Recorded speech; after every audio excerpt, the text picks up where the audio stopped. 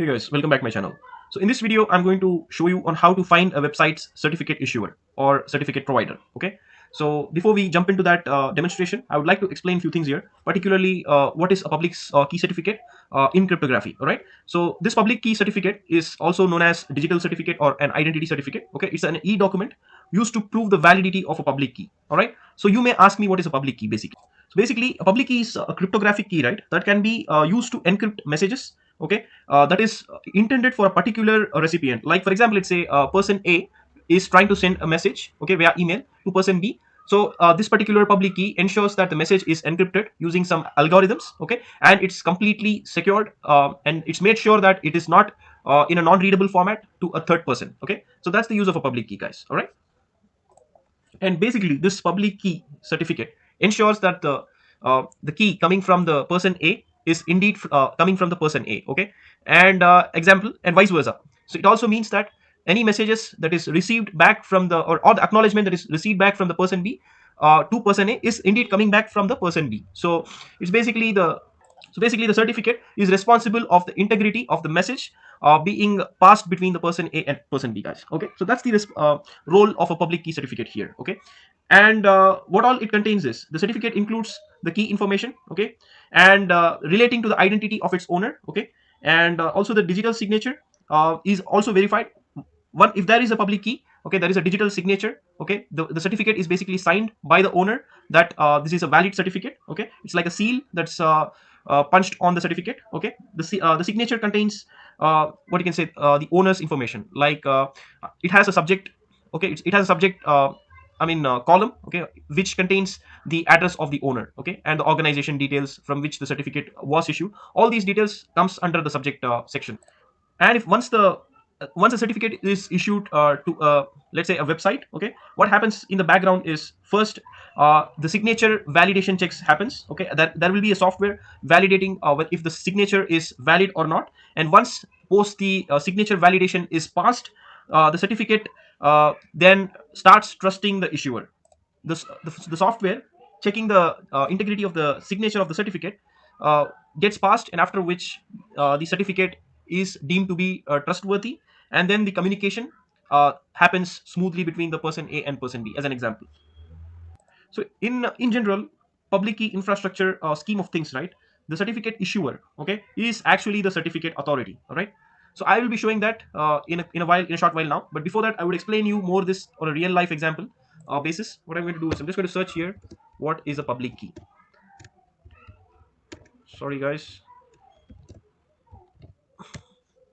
So let me go to images here, try to show you some examples. Okay, this is not giving me exactly what I'm looking for. Let me do something here. What is public? Sorry guys, my keyboard is kind of okay. So this is what I was looking for, guys. All right, so in this diagram over here, let me expand it for you. This one out here, right? So this one is quite clear now. All right, so using this, I'm just going to explain you how everything works, guys. Okay, this entire public key thing, how it exactly works in a real-time environment, I'm just going to explain you now based on this diagram. So let's say, guys, there are two persons. Okay, person A is Bob, person B is Alice. Okay, and let's say Bob, right, wants to send an encrypted email to Alice. Okay, and to do this, what Bob does is he takes the Alice's public key. Okay, there is a public key, guys, which I explained to you before. Public key is nothing but it encrypts the message, okay, passing either via email or through a browser session. Okay, so during the transit of the message gets encrypted using a public key. Okay, the message that is getting encrypted via public key, something appears like this, okay, in a non-readable text. Okay, the message is very simple, it's hello Alice. Okay, and that gets encrypted using some algorithms and it becomes like this. Okay, and what happens is then the message gets passed to Alice eventually, and then when Alice receives the message, right, she takes the private key to decrypt the message. Okay, so that's how she's going to view the message, by decrypting the message using the private key. Okay, which is nothing but a decrypting algorithm. I mean, it's the same algorithm used to encrypt as well, but the key is something different. Okay, and so once Alice decrypts the key, she will be able to read the message. She will be able to read the actual message, guys. Okay, and although attackers, right, might try to compromise the actual server in transit. Okay, the server may be anything in between, which is nothing but this particular email, right? It happens via Exchange server. So basically they may try to compromise the exchange server and try to read the message. However, they will not be able to do that because they do not have the private key with them to decrypt the message. Only Alice will be able to decrypt the message, since she is the only person who has the private key to decrypt the message basically. Okay. And so when Alice wants to reply, she simply will use the same public key from Bob to encrypt the message back and then send it to Bob. Okay, Bob in return will be using again the same Alice's private key to decrypt her message. All right, it's same like a life cycle, guys. It happens in a clockwise direction, and then again the same happens in an anti-clockwise direction. Okay, Bob reads the message. Sorry, Bob sends the message. Alice reads the message, and again Alice sends the message, and Bob reads the message or the acknowledgement from Alice. All right. So this is how it happens, guys. And when, okay, so that particular certificate, right, public key certificate ensures that the integrity of the message is not affected. Okay, basically Bob tried to encrypt the message using a public key, right? So it ensures that the public key is indeed coming from Bob, and it also ensures that the public key is going on to the right person. Okay, I mean the sender or receiver, I would say. Sender will be Bob here, Alice is the receiver. Okay, the public key certificate ensures that the public key goes on to the right person and to the right hands, so that Alice is the right recipient to read the message. And if the public key is actually I mean the public key or the private key actually goes on to the wrong hands, right, then it becomes a compromise. Okay, it becomes a compromise of the private key. Basically it becomes a compromise here, and it's a security breach. Okay, if someone else's goes ahead and accesses the private key instead of Alice doing it, so it becomes a breach and it becomes a compromise of the security. Okay, and that is something called as a man in the middle attack. Okay, there will be a third person here who can try to hook in and steal the private key from Alice. So in that case, what happens is even the certificate, I mean, in totality, it is called as a certificate compromise. Okay, so that is how it this everything works, guys. The public key infrastructure. This is the core of the public key infrastructure.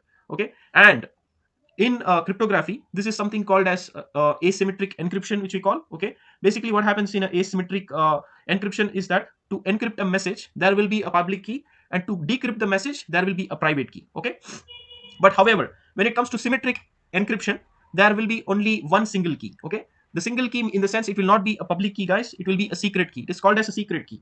All right, when it comes to symmetric encryption, what happens is the secret key is both used for encryption and decryption purpose. All right, so that is the difference between symmetric and asymmetric encryption, guys. Okay, asymmetric has public key and private key, one used for encrypting the message and another one used for decryption of the message. However, in symmetric encryption, there is only a single key, which is known as the secret key, which is both used to encrypt and decrypt the message. So in that case, I will say asymmetric encryption is more secure. But more in recent time, we all are into using the asymmetric encryption standards. All right, so that's more common these days. And now let's quickly get into the demonstration part. Okay, it's already 11 minutes into this video. So how the entire goal was how to find a a website's certificate issuer party, how to know that.